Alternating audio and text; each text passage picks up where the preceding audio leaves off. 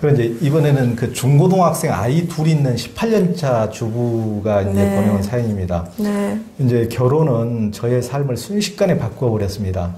결혼 일주일 전 남편은 알코올 중독자인 아버지와 아버지 폭력에 시달리던 어머니, 그리고 어머니를 지키느라 밤에 잠을 이루지 못했던 자신의 이야기를 고백했습니다.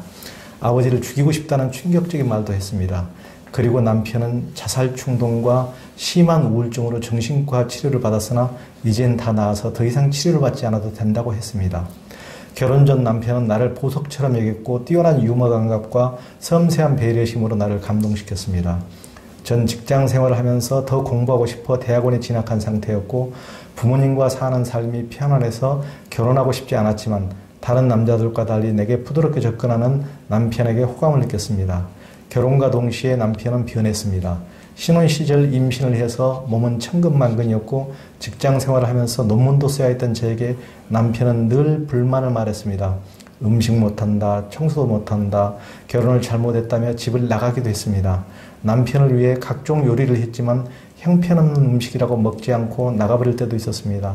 여름에 내 몸에서 냄새가 난다며 코를 막고 날 더러운 벌레 보듯 했던 기억이 납니다. 출산 뒤 아이가 울면 집을 나가버렸습니다. 결혼한 지 1년쯤 되던 날 그는 내가 싫어서 직장을 멀리 있는 곳으로 간다며 내 곁을 떠났고 아이와 나를 남겨두고 한 달에 한두 번 집에 왔습니다. 남편에게 수시로 이혼하자는 말을 드려야 했습니다. 내가 남편과 헤어지지 않은 이유가 남편이 나를 사랑하기 때문이라고 믿어서는 결코 아닙니다. 아이에게 좋은 가정을 주고 싶었습니다. 그리고 나의 뭔가가 잘못이라면 나만 잘하면 이 가정을 지킬 수 있을 거라고, 내 삶에서 물러설 수 없다고, 그리고 부모님께 아픔을 안겨주고 싶지도 않았고 내가 잘못되면 동생들도 결혼하기 어려울 거라 생각했습니다. 그래서 버텼습니다. 남편 앞에서 무릎을 꿇고 잘못했다고 늘 빌었습니다. 외국에서 같이 살 때도 남편은 내가 영어를 못한다고 노력하지 않는다고 핀잔을 주었고 다른 주부들과 비교했습니다. 제가 무능력자인데다 제 스스로를 바꾸려고 하지 않는다며 그걸 사람들에게 말하겠다며 협박했습니다. 그는 자신이 아는 부부에게, 이웃에 사는 주부들에게 자신의 가족사며 내 흉을 시시콜콜 늘어놓았습니다. 내가 잘못을 깨닫지도 못하고 노력도 하지 않는다고 사람들이 자기 마음을 알아주지 않으면 울기도 했습니다.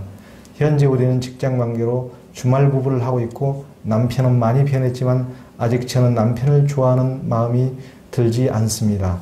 남편이 왜 그런 행동을 했는지 궁금합니다. 저의 문제는 무엇이고 어떻게 대응해야 했으며 앞으로 어떻게 해나가야 할까요? 이 부분을 쓰고 가슴이 무거워집니다. 네, 아유, 예, 다시 들어도 네. 그 가슴이 예, 뜨거워지는. 네. 아마 이 남자분은 이 여성 혐오가 좀 있는 것 같아요. 예, 자신의 아버지의 어머니를 보는 시선에서 배웠을 수도 있고요. 또는 엄마가 무력하게 당하는 걸 보고도 배웠을 수 있어요. 그러니까 이제 그런 게 있습니다. 부모 중에 한 명이 무력하게 부부관계에서 일방적으로 당한다.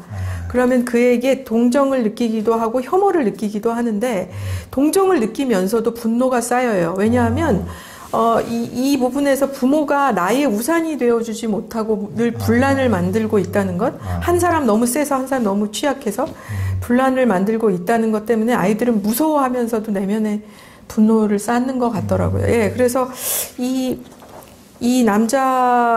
남편분도 아마 그런 집안에서 자라면서 아버지의 분노와 어머니에 대한 혐오를 쌓은 것 같다. 예, 이제 그런 생각이 들고, 이게 이제 그 전이라고 하죠. 그러니까 어머니와의 관계에서 있었던 거를 아내에게 투사해서 그 어머니와 아들 관계가 되어버리는, 예, 이제 그래서 분노를 아내에게 푸는 거죠. 이거는 진짜 어떻게 맞추려고 해도 안 될 거예요.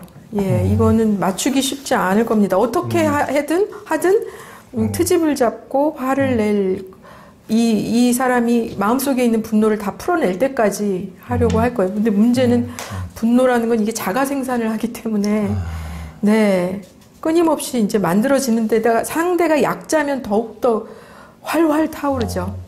예. 근데 문제는 이제 그도 약자였다는 거죠, 과거에는. 예. 근데 이거를 아내의 입장에서 아내가 잘못하셨다면 저는 그건 것 같아요. 좋은 게 좋은 거지. 예.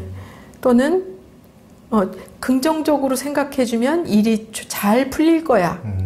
이렇게 이제 저기 이렇게 큰 문제 없이 크신 분들, 그리고 모든 게 이렇게 좀 긍정적이고 이런 분들의 특성이 나한테 어떤 문제가 올 때 이게 문제인데 해결해야 되겠는데라고 생각이 안 들고 내가 다 참으면 되겠지.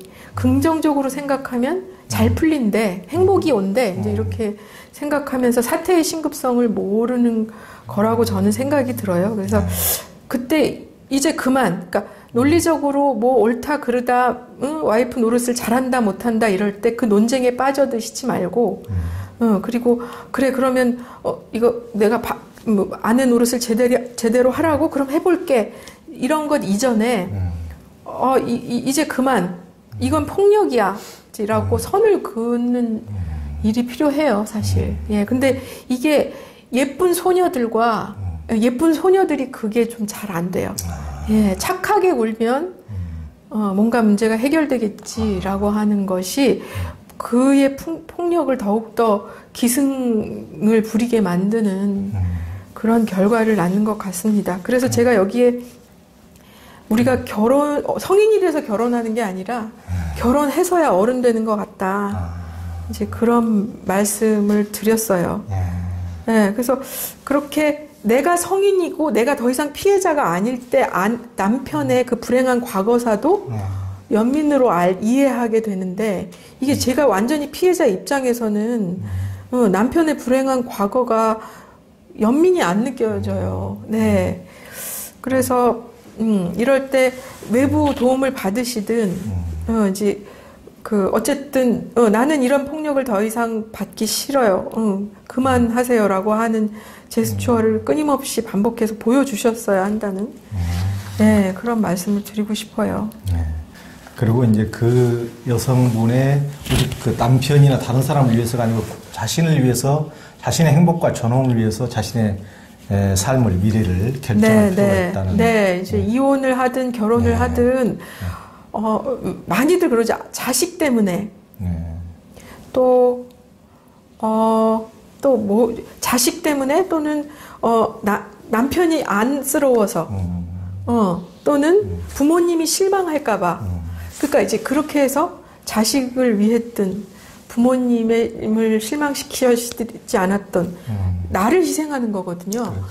누가 하나가 희생되는 결정을 내 스스로 날 죽이고 날 살인하고 저 살인이라고 얘기하는데 날 살인하고 남들을 위해서 하는 거, 이거 플러스 마이너스 제로인 선택을 하는 건데, 그렇게 하시지 말고 오로지 나의 존엄을 위해서 선택하시고, 다만 그 내가 존엄을 위해서 선택한 뒤에 오는 그 부수적인 어떤 책임들, 그림자들이 분명히 있어요. 이제 그런 것들은 어떻게든 해결해 나가야 되는 거죠. 감당하고.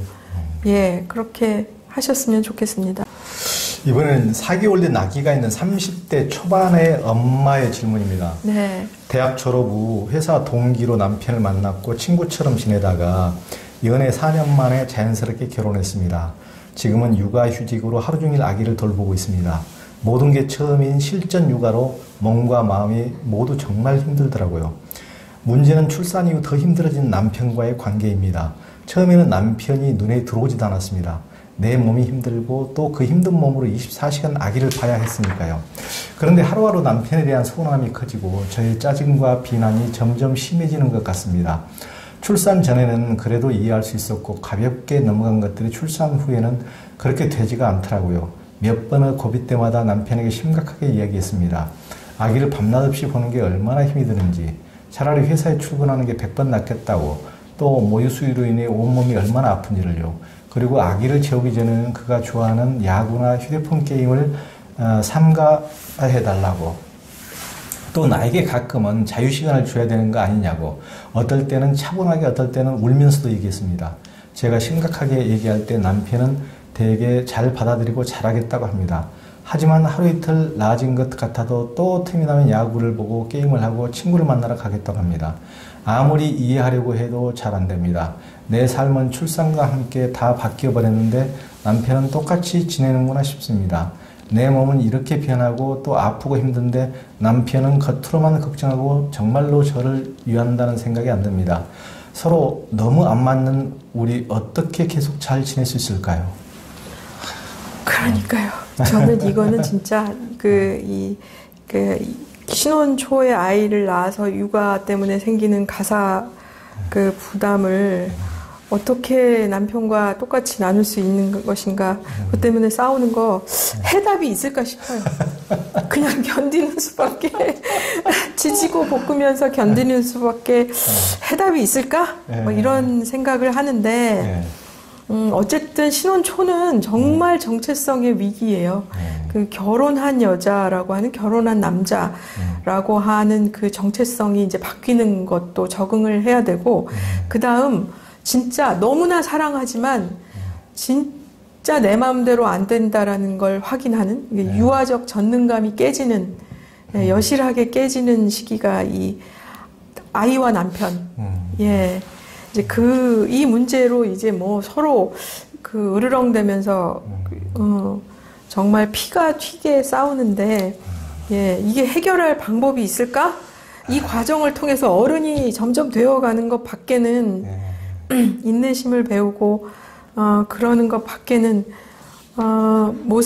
어떤 뭐 해결책이 있을까 싶습니다만, 한 가지를 제가 조언을 드리자면, 가사 분담을 요구할 때, 남편에게 요구할 때 알아서는 절대로 안 해줘요. 왜냐하면 남자들은 가사가 자기의 일이었던 적이 한 번도 없어요. 네, 그래서 300만 년 동안. 심지어 소꿉장난에서도 살림을 안 해봤어요. 그래서 아빠 노릇만 했지. 그래서 가사가 내 일이라는 생각이 전혀 없어요. 그래서 알아서 절대로 안 해줍니다. 거기다가 요즘 젊은 세대들은 정말 확실히 다르긴 한데, 남의 감정을 감정적으로 이렇게 공감하는 능력, 이거를 원하시는 건 이게 유아적 전능감이에요. 내가 느끼는 걸 남도 느끼겠지. 아니에요. 여러분, 이거 깨셔야지 어른 됩니다. 그래서 네가 그런 거 느꼈었어? 나 몰랐어. 아, 그랬구나. 이 정도면 굉장히 훌륭한 태도. 이제 그것도 인정 안 하려고 하죠. 속상했다고? 뭐가 속상해? 이제 이렇게 되는 거죠. 근데 그 정도예요. 그럼 이제 시도는 말은 해야 돼요. 표현을 하셔야 돼요. 표현을 하셔야 되는데, 어떤 대화에서나 마찬가지예요. 이거는 뭐 남성이기 때문에가 아니라 어떤 대화에서든 감정을 앞세우면 상대가 귀를 막아요. 누구도 너 때문에 속상하다는 걸 막 감정적으로 표현하는데, 그랬구나 해줄 사람 아무도 없어요. 그래서 제가 또 글쓰기 얘기를 하지만, 너무 열받는 건 글로 쓰신 다음에 구체적으로 요구해 주셔야 돼요. 당신이 몇 시부터 몇 시까지는 아이를 봐줘 라든지, 아이를 아니면 내가 월화는 좀 자유시간을 누릴 테니까 저녁 시간에 일찍 들어와줘. 이제 이런 것들에 대해서 구체적으로 요구를, 아이들 동화책을 읽어줘? 이렇게 구체적으로 요구해야 알아들어요. 그냥 애 좀 봐주지. 애가 저러는데 저거 신경이 안 쓰여. 안 쓰여요. 안 쓰이는 걸 어떻게 합니까? 그거를. 저 부인을, 내 아내를 골탕 먹이기 위해서 모르는 척 해야 되겠다. 이거는 화낼 만해요.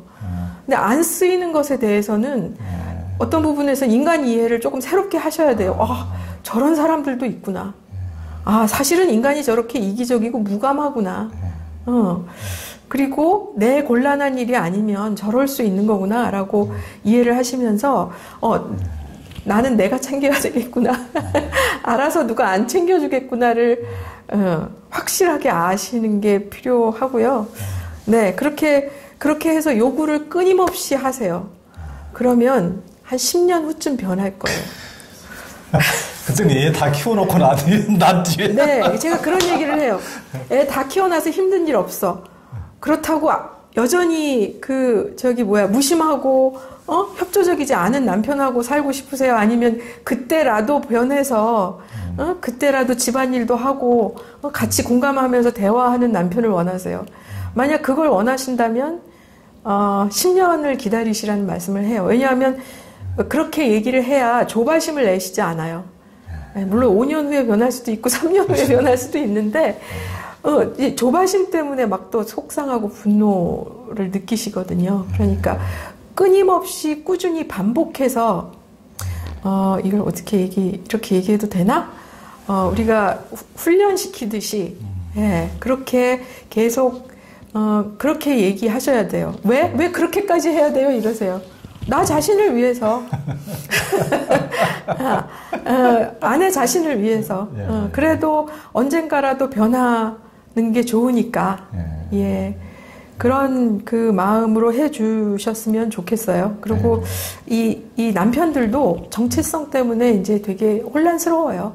사실은 자기가 아빠가 차라리 여성들은 배가 불러오고 출산을 하고 이걸 온몸으로 겪잖아요. 그러면서 실감하는데 남성들은 하다 보니까 아빠가 돼 있어서 아빠 노릇을 하는 것도 마음에서 우러나오지 않을 수 있고요. 그래서 그런 것들에 대해서 또 다른 한 명에 대한 인간 이해를 한다는 생각으로 그 결혼 생활을 해 나가시면 좋겠습니다. 네.